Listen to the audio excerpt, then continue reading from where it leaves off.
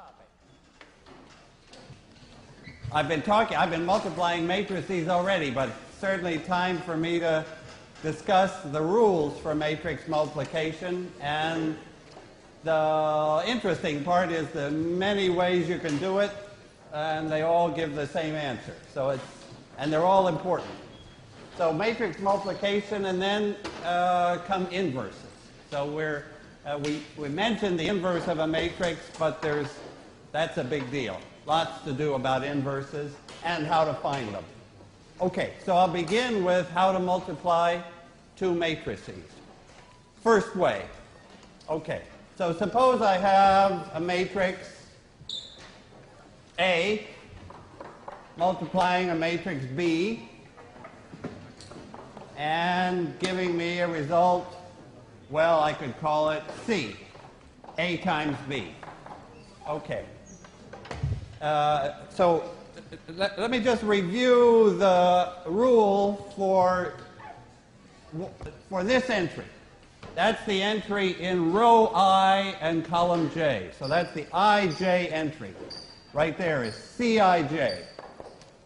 We always write the row number and then the column number. So maybe I'd take it C34, just to make it specific. So instead of IJ, let me use numbers, C34. So where does that come from, the 3-4 entry? It comes from row 3 here, row 3,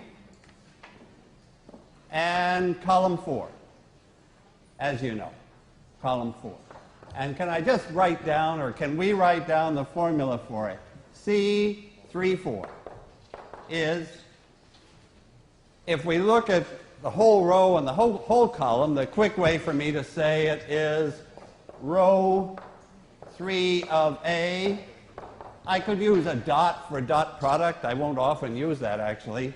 Dot column 4 of B. But this gives us a chance to just use a little matrix notation.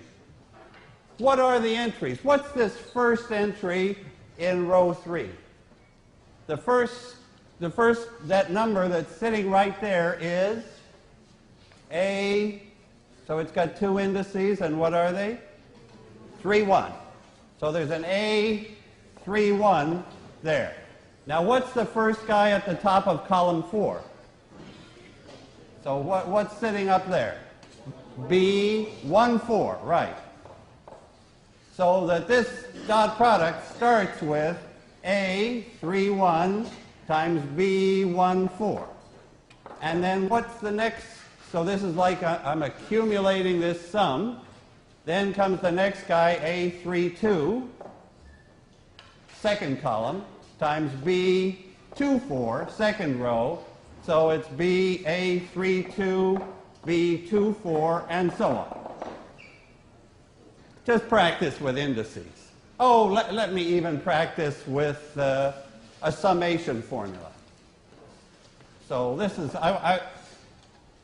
most of the course I use whole vectors. I very seldom get down to the details of these particular entries, but here we better do it. So it's some kind of a sum, right, of things in row 3, column K, shall I say, times things in row K, column 4. You see that that's what we're seeing here. This is K is 1. Here K is 2, on along, so up. So the sum goes all the way along the row and down the column, say 1 to n.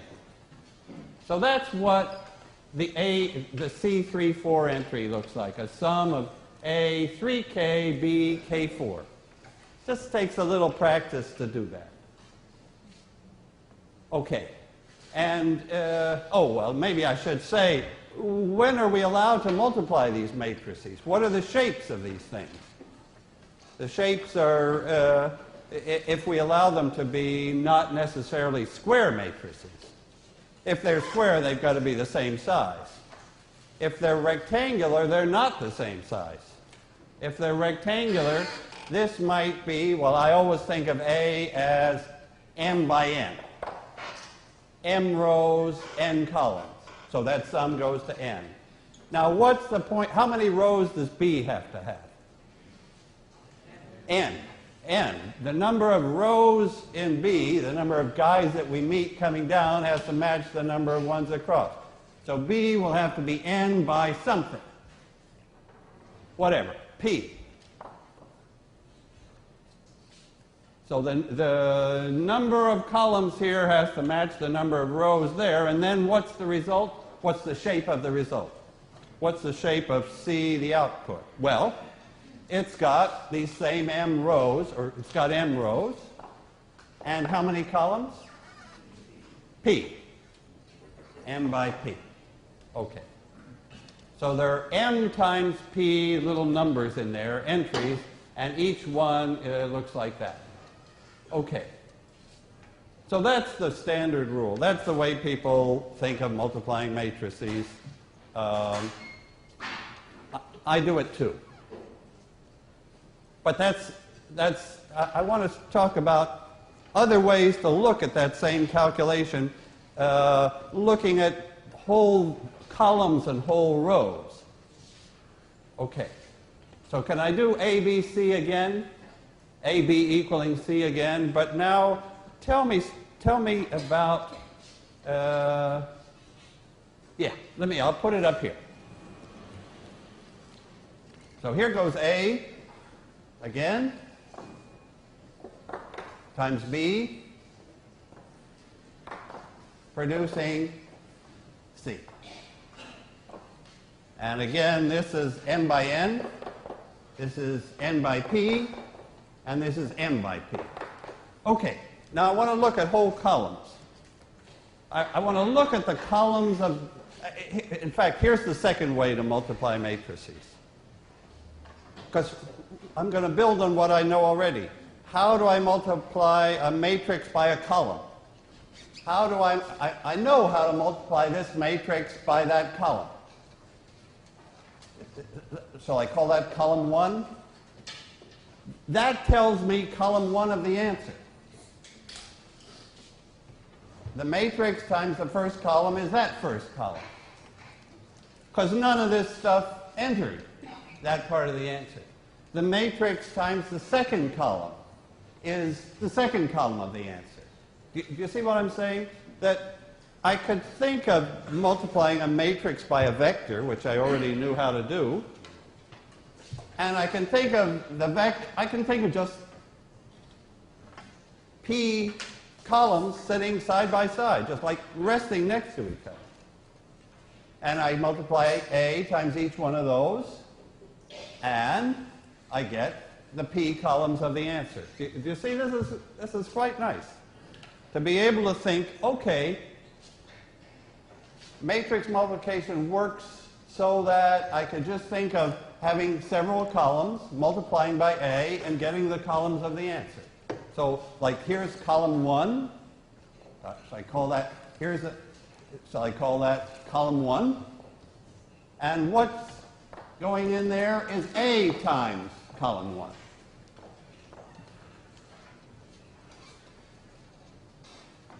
Okay, so that's the picture a column at a time. So what does that tell me? What does that tell me about these columns?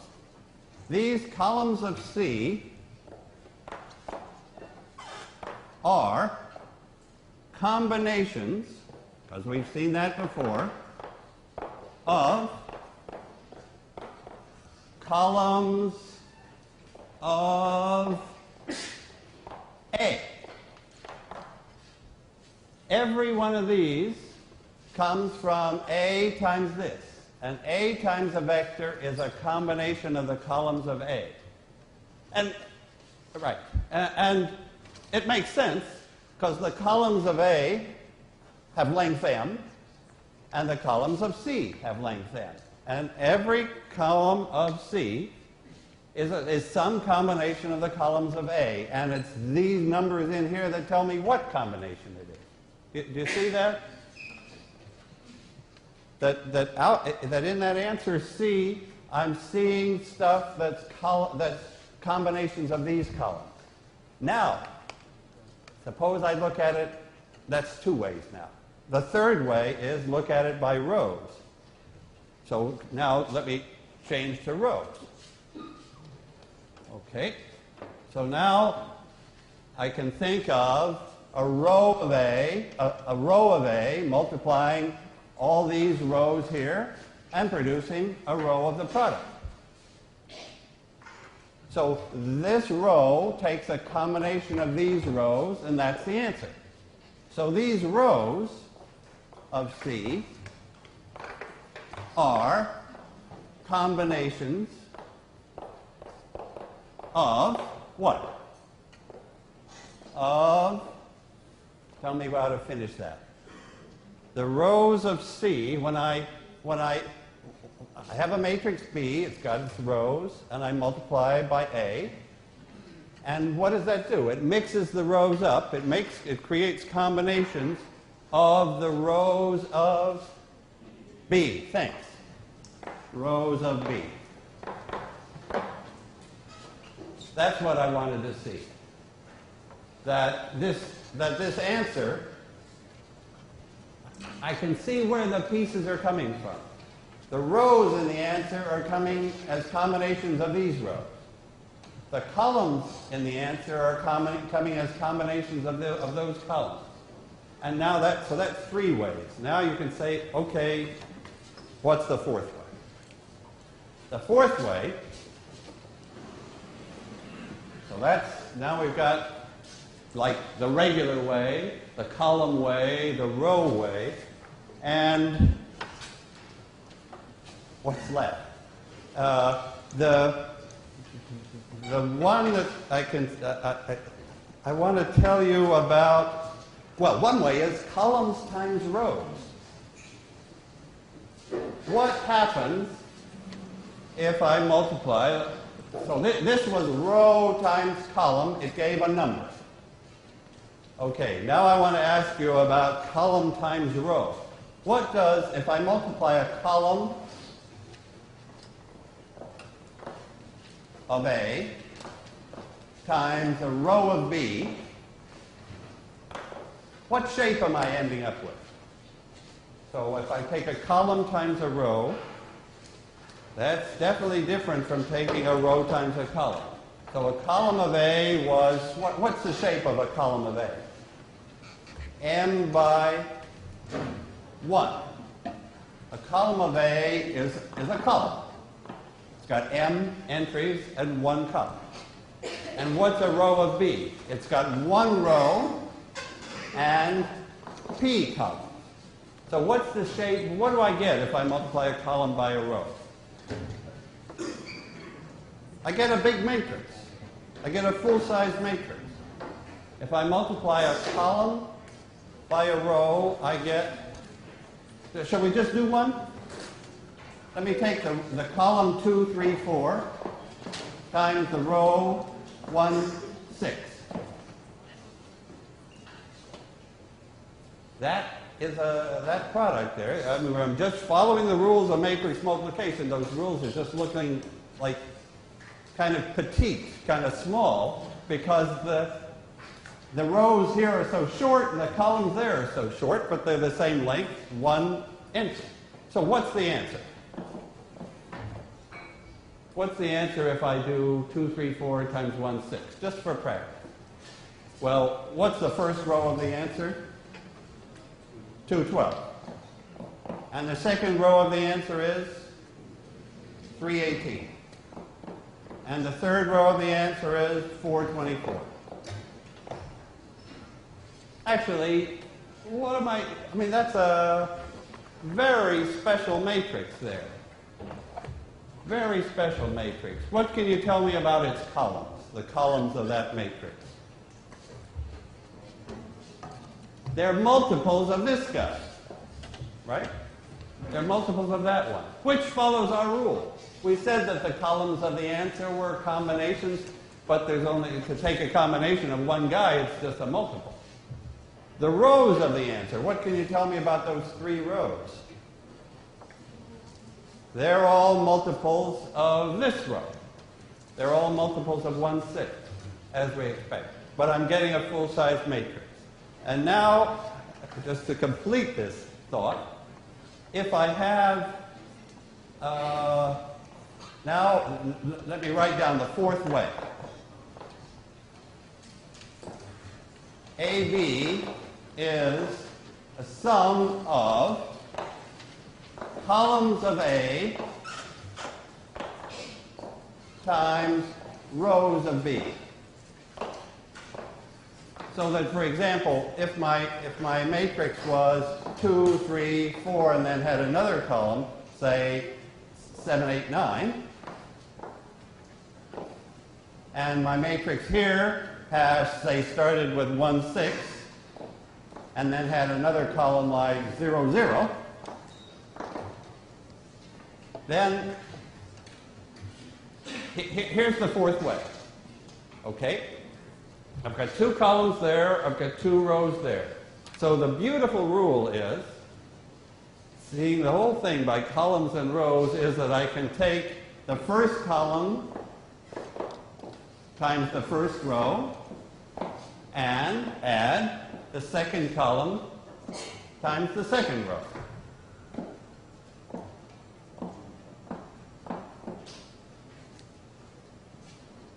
So that's the fourth way, that I can take columns times rows, first column times first row, second column times second row, and add. Actually, what will I get? What will the answer be for that matrix multiplication? Well, this one is just going to give a 0, so in fact, I'm back to this. That's the answer for that matrix multiplication. I'm sort of like happy to put up here these facts about matrix multiplication because it gives me a chance to write down special matrices like this. This is a special matrix. All those rows lie on the same line. All those rows lie on the line through 1, 6. If I draw a picture of all these row vectors, they're all the same direction. If I draw a picture of these 2 column vectors, they're in the same direction. Later, I would use this language. Not too much later, either. I would say the row space, which is like all the combinations of the rows, is just a line for this matrix. The row space is the line through the vector 1, 6.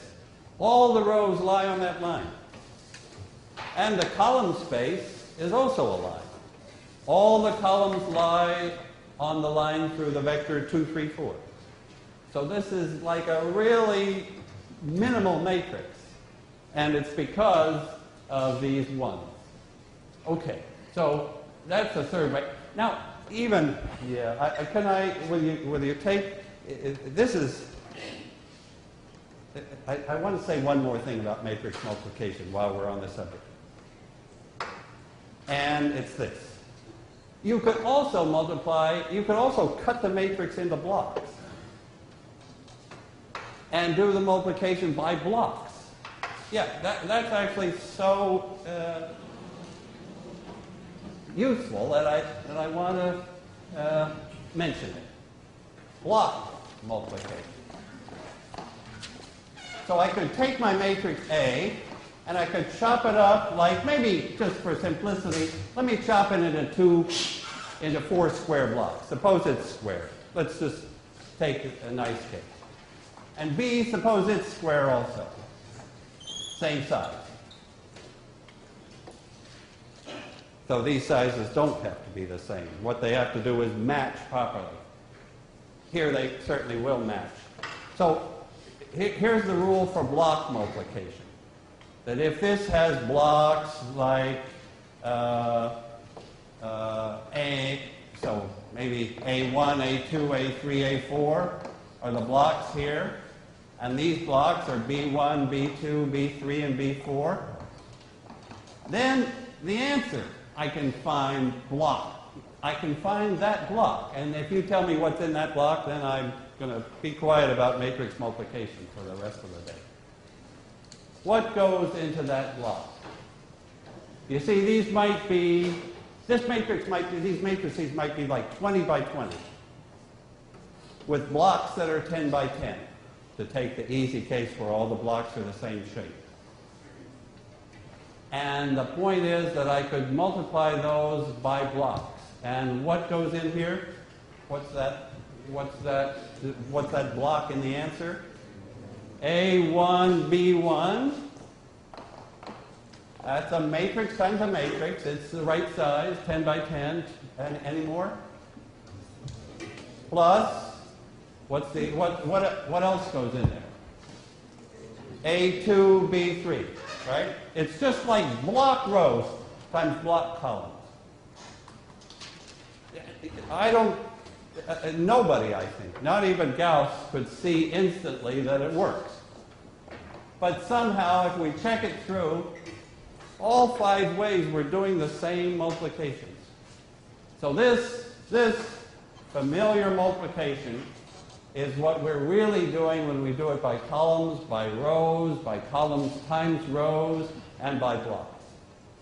Okay, I just have to get the rules straight for matrix multiplication. Okay.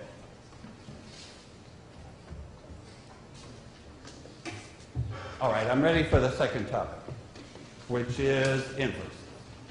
Okay, ready for inverse.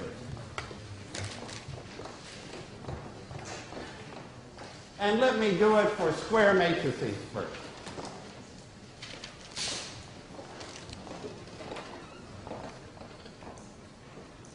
Okay, so I've got a square matrix A.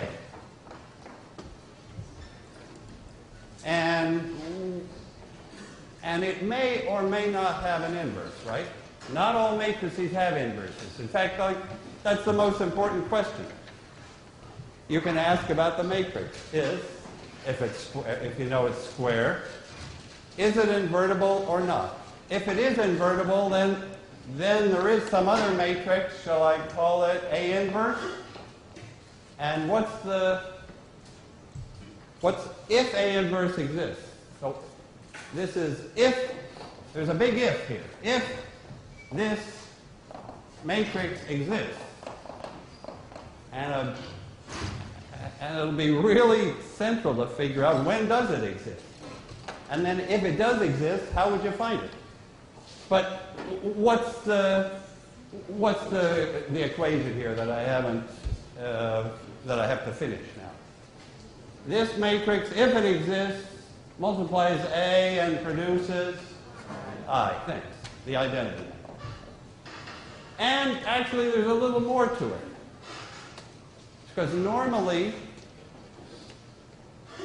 I mean, right now that's like a left inverse. It's sitting on the left of A. But an inverse for a square matrix could be on the right as well. So this is true too. That if I have a, yeah, in fact, this is something that's not easy to prove, but it works. That for square matrices, a left inverse is also a right inverse. If I can find a matrix on the left that gets the identity, then also that matrix on the right will produce that identity. For rectangular matrices, we'll see a left inverse that isn't a right inverse. In fact, the shapes wouldn't allow it. But for square matrices, the shapes allow it, and it happens. If A has an inverse. Okay, so give me some cases. Let's see, I hate to be negative here, but let's talk about the case with no inverse. So these matrices are called invertible or non-singular.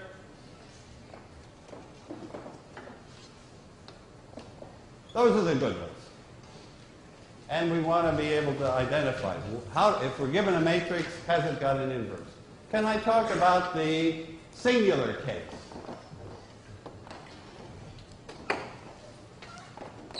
No inverse. All right. Best to start with an example. Tell me an example. Let's get an example up here. Let's make it 2 by 2. of a matrix that has not got an inverse.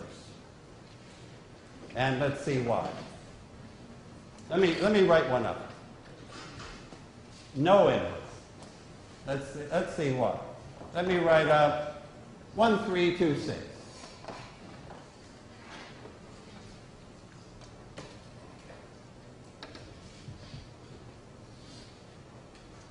Why does that matrix have no inverse?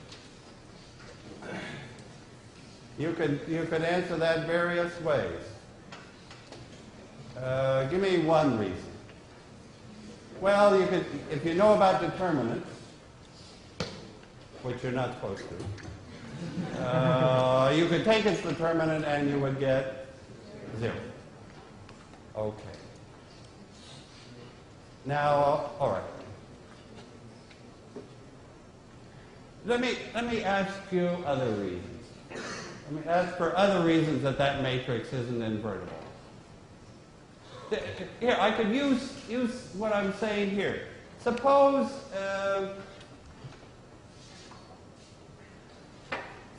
A times some other matrix gave the identity.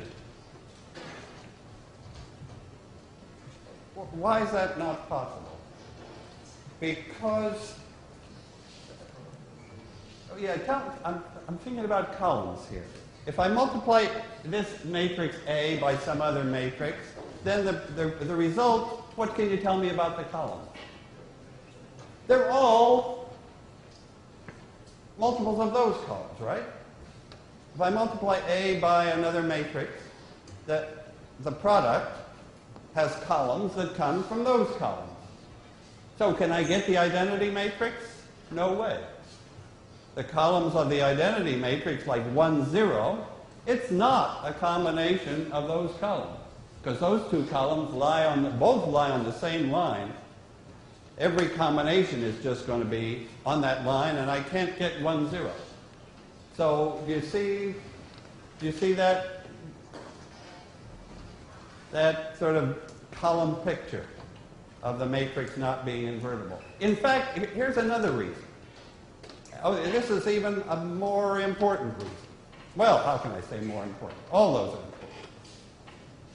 This is another way to see it. A matrix has no inverse. Yeah, now, this is important. A square matrix won't have an inverse if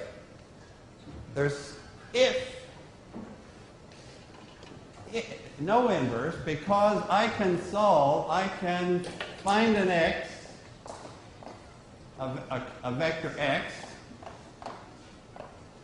with A times x giving 0. This is the reason I like best. That matrix won't have an inverse. Well, let me change I to U. So tell me a vector x that solves Ax equals 0. I mean, this is like the key equation. In mathematics, all the key equations have 0 on the right-hand side. So what's the x? Tell me an x here. So now I'm going to slip in the x that you tell me, and I'm going to get 0. What x would do that job? 3 and negative 1? Is that the one you picked, or? Yeah. Or another. Well, if you pick 0 and 0, I'm not so excited, right? Because that would always work. So it's really the fact that this vector isn't 0 is important. It's a non-zero vector, and 3, negative 1 would do it.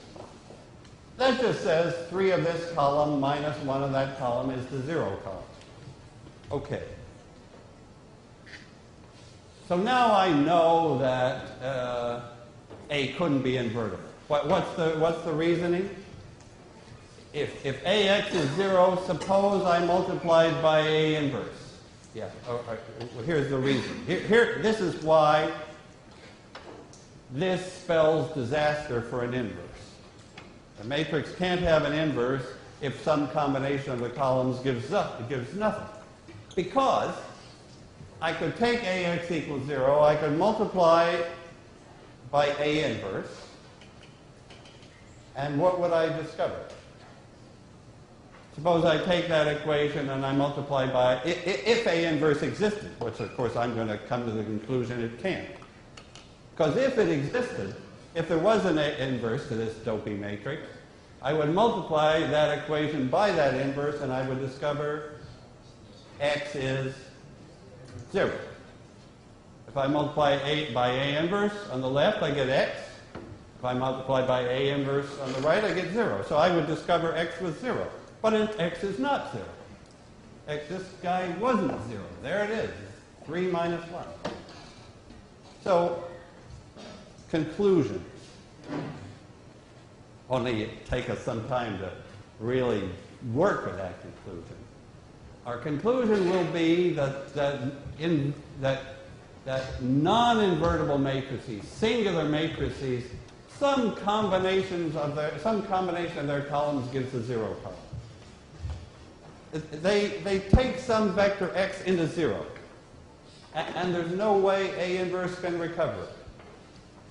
Right? That's what this equation says. This equation says I take this vector x, and multiplying by A gives 0. But then, when I multiply by A inverse, I can never escape from 0. So there couldn't be an A inverse. Where here, okay, now fix, all right, now let me take all right, back to the positive side. Let's take a matrix that does have an inverse. And why not invert it? Okay. So let me take, on this third board, a matrix. Shall I fix that up a little? Tell me a matrix that has got an inverse. Well, let me say 1, 3, 2. What shall I put there?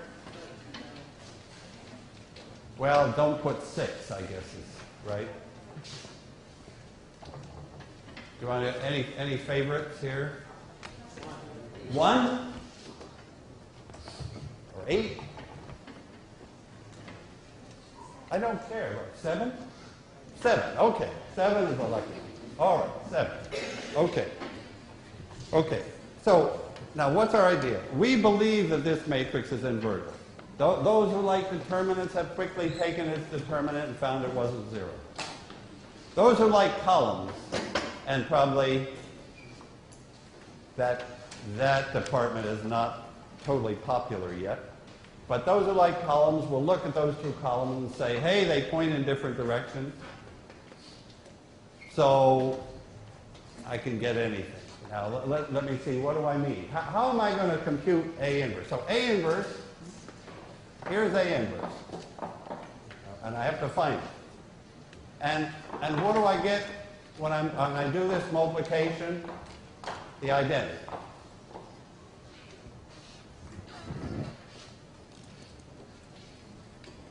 You know, forgive me for taking 2 by 2s, but it's good to keep the computations manageable and let the ideas come out. Okay, now what's the idea I want? I'm looking for this matrix A inverse. How am I going to find it? Right now, it's I've got 4 numbers to find it. I'm going to look at the first column. Let me take this first column, A, B. What's up there? What equation, tell me this, what equation does the first column satisfy? The first column satisfies A times that column is 1, 0. The first column of the answer. And the second column, CD, satisfies A times that second column is 0, 1. Do you see that finding the inverse is like solving 2 systems? One system when the right-hand side is 1, 0. I'm just going to split it into 2 pieces. I don't even need to rewrite it. I can take A times, so let me put it here. A times column J of A inverse is column J of the identity. I've got n equations. I've got, well, 2 in this case. And they have the same matrix A, but they have different right-hand sides. The right-hand sides are just the columns of the identity, this guy and this guy. And these are the 2 solutions. Do you see what I'm doing? I'm looking at that equation by columns. I'm looking at A times this column, giving that guy, and A times that column, giving that guy. So essentially, so this is like the Gauss. We're back to Gauss. We're back to solving systems of equations, but we've got 2 right-hand sides instead of 1. That's where Jordan comes in. So at the very beginning of the lecture, I mentioned Gauss-Jordan. Let me write it up again. Okay, here's the Gauss-Jordan idea. Gauss-Jordan.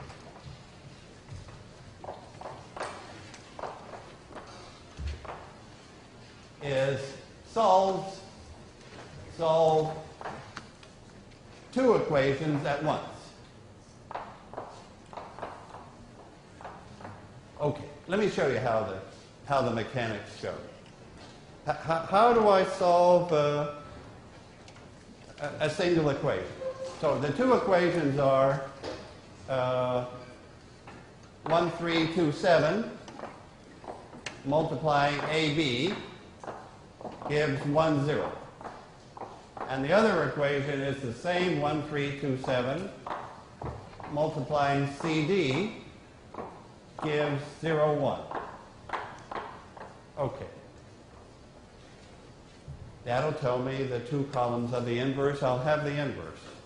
In other words, if I can solve with this matrix A, if I can solve with that right-hand side and that right-hand side, I'm invertible. I've got it. Okay. And Jordan sort of said to Gauss, solve them together, look at the matrix. If we just solve this one, I would look at 1, 3, 2, 7. And how do I deal with the right-hand side? I stick it on as an extra column, right?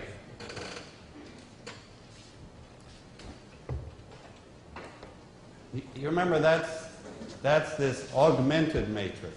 That's the matrix when I'm watching the right-hand side at the same time, doing the same thing to the right side that I do to the left.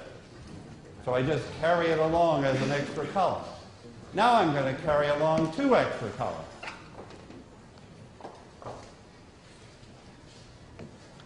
And I'm going to do whatever Gauss wants, right? I'm going to do elimination. I'm going to get this to be simple. And this thing will turn into the inverse. This is what's coming. I'm going to do elimination steps to make this into the identity. And lo and behold, the inverse will show up here. Okay, let's do it. Okay, so what are the elimination steps? So you see, that here's my matrix A, and here's the identity, like stuck on, augmented on. I'm sorry, Yeah. is the 2 and 3 supposed to be switched? Did I? Oh, no, they weren't supposed to be switched. Sorry, thanks. Okay. Thank you very much. And I've got them right. Okay. Thanks. Okay. So let's do elimination. All right, it's going to be simple, right? So I take 2 of this row away from this row. So this row stays the same. And 2 of those come away from this. That leaves me with a 0 and a 1. And 2 of these away from this. Is that what you're getting? After 1 elimination step, let me sort of separate the left half from the right half. So 2 of that first row got subtracted from the second row. Now this is in upper triangular form. Gauss would quit, but Jordan says keep going. Use elimination upwards. Subtract a multiple of equation 2 from equation 1 to get rid of the 3. So let's go the whole way. So now I'm going to, this guy is fine. But I'm going to, what do I do now? What's my final step that produces the inverse? I multiply this by the right number to get up to there, to remove that 3. So I guess since this is a 1, there's the pivot sitting there. I multiply it by 3 and subtract from that. So what do I get? I'll have 1, 0. Oh, yeah, that was my whole point. I'll multiply this by 3 and subtract from that, which will give me 7. And I multiply this by 3 and subtract from that, which gives me a minus 3.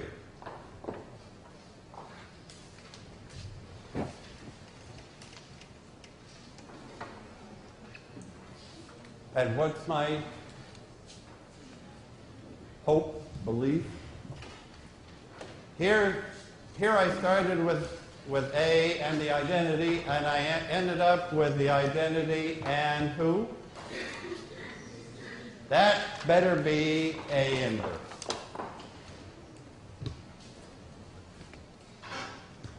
That's the Gauss-Jordan idea. Start with this long matrix, double length, AI. Eliminate until this part is down to I. Then this one must be, for some reason, and we got to find the reason, must be A inverse. Shall I just check that it works? Let me just check that. Can I multiply this matrix, this part times A? I'll carry A over here. And just do that multiplication. You'll see I'll do it the old-fashioned way. 7 minus 6 is a 1.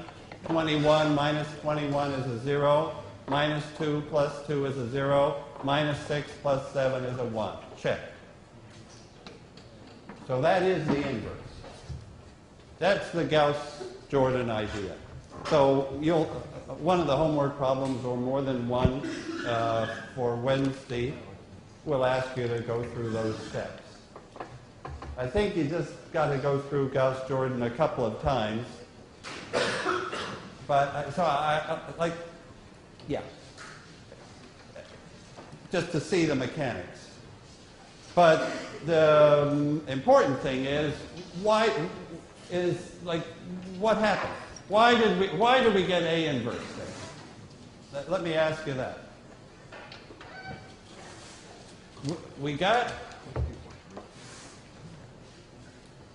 So we do row reduction, we do elimination on this long matrix AI until the first half is I.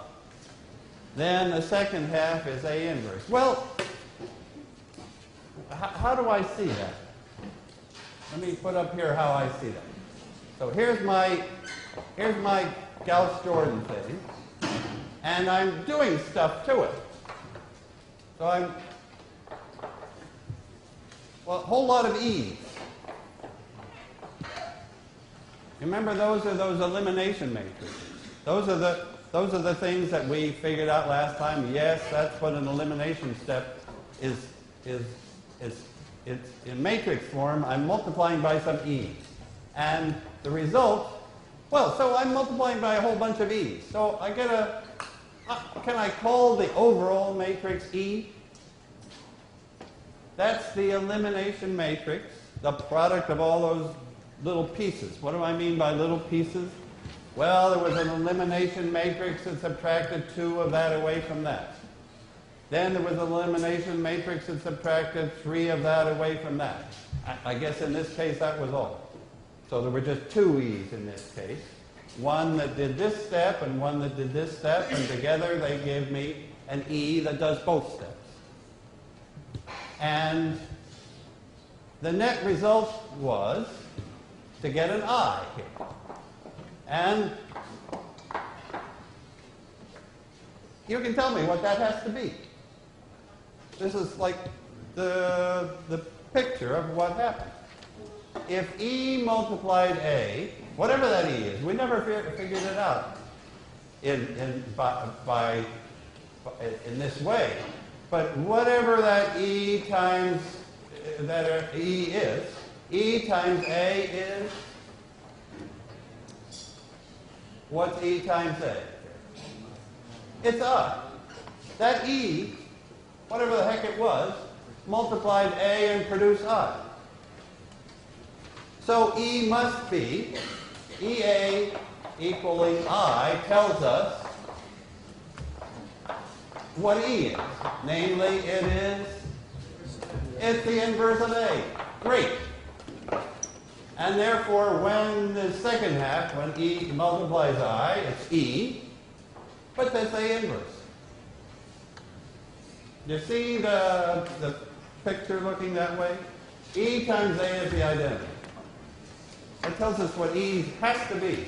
It has to be the inverse. And therefore, on the right-hand side, where we just smartly tucked on the identity, it's turning in, step by step, it's turning into A inverse. There is the statement of Gauss-Jordan elimination. That's how you find the inverse. We can look at it as elimination, as solving n equations at the same time. And tacking on n columns, solving those equations, and up shows the n columns of A inverse. Okay, thanks.